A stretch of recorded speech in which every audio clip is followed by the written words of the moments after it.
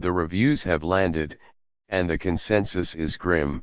TV critics don't like Seth MacFarlane's new sci-fi show, The Orville. The comedic homage to Star Trek from the creator of Family Guy debuts tonight on Fox, and frankly, the critics must be crazy.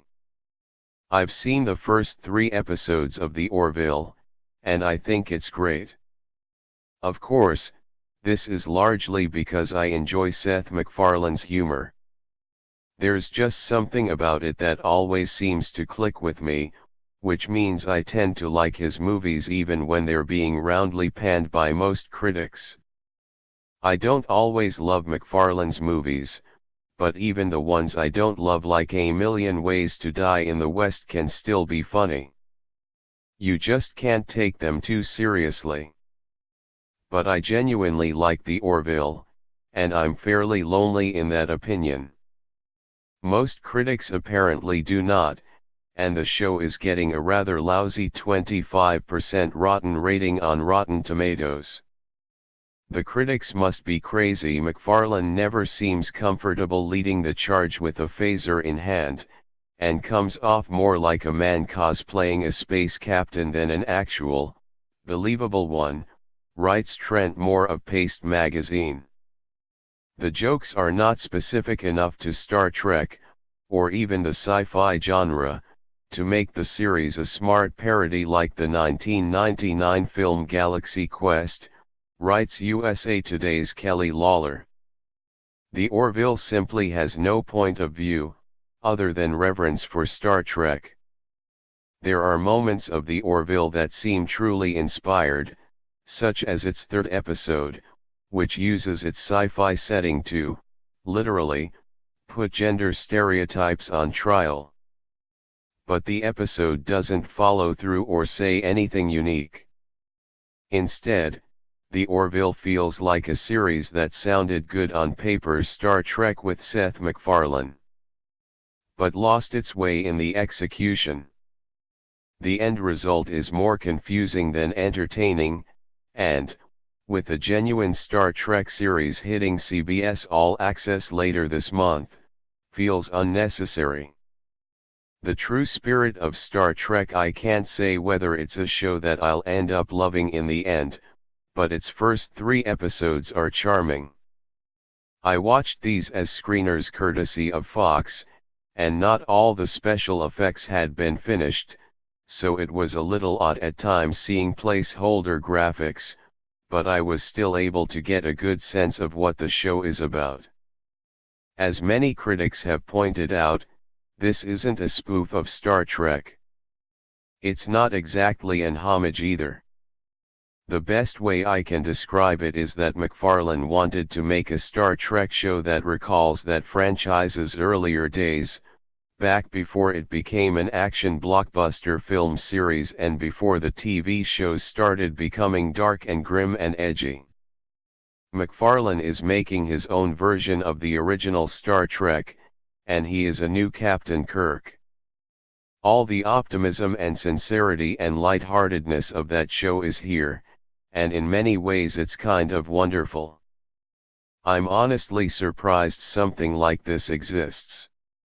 The quotation above, from USA Today's Kelly Lawler, includes a reference to the upcoming Star Trek Discovery show, which she argues makes The Orville unnecessary. But Discovery looks like yet another action-packed, edgy entry in the Trek catalog. Nothing, in other words, like the original Star Trek or The Orville whatsoever. I also think it's unfair to compare The Orville to Galaxy Quest. That was a film, for one thing, not an hour-long episode TV series. It was also a spoof that poked fun at the fandom and the idea of celebrity and nerd culture. This is something entirely different, though I'm not entirely sure what it is yet either. 3 episodes isn't enough to know, quite frankly. Of course, the reason many critics hate The Orville is MacFarlane himself, who has a brand of humor that often rubs people the wrong way. Or maybe he's just one of those guys that critics love to hate. Either way, I dig MacFarlane's work and he's in fine form with the Orville. Of course, he's also massively toned down from his raunchy outings. This is neither Family Guy nor Ted. There's some off-color humor, but it's never, so far at least, particularly offensive, or at least its offensiveness pales in comparison to many of his other works. Still, it's distinctly MacFarlane, so it's not going to be appealing to everyone.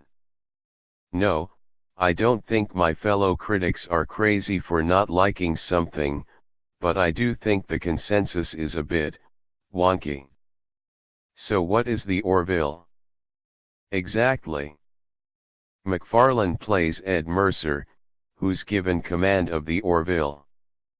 This is the Enterprise, basically, though it doesn't look like it on the outside. Inside you'd be forgiven for mixing up the two.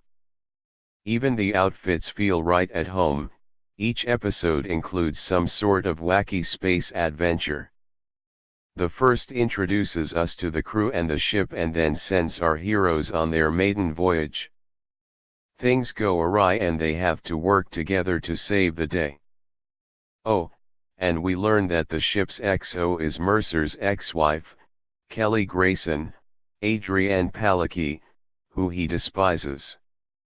The domestic goings-on of these two and the rest of the crew make up a good chunk of the show. Indeed, even in the misadventures our heroes fumble through, the mundane troubles of day-to-day life, marriage, family, career rear their ugly heads. In the second episode, when Mercer and Grayson are captured by an advanced alien species who collect various other species to put in their zoo, the pair's cell is an exact replica of their old apartment. They're forced to hash out some old memories, old wounds. The third episode deals with even weightier themes. I won't spoil it, but it tackles gender norms, transgender issues and, basically, the circumcision debate.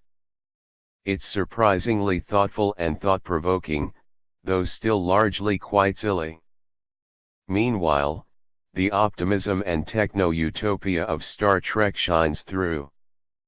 There's the awesome, immersive VR games we've seen in past Trek outings. At one point, the pilot, Gordon Malloy, Scott Grimes, is fighting an ogre and Mercer just walks right into the simulation.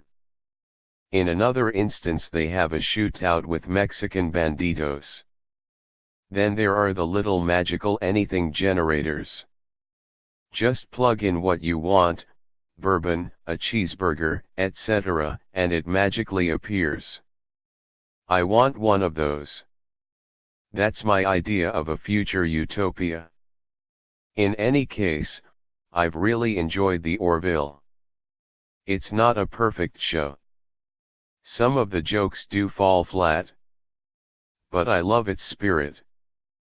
I love that someone is actually trying to make a Star Trek show that isn't just filled with explosions, space battles and gritty action. You should check it out and make up your own mind. Maybe you'll hate it, but maybe not. It's fun and kind of sweet and I'm happy it's a thing, however weird and unexpected it might be. The Orville Season 1 premiere debuts tonight at 8 p.m. Eastern Time on Fox.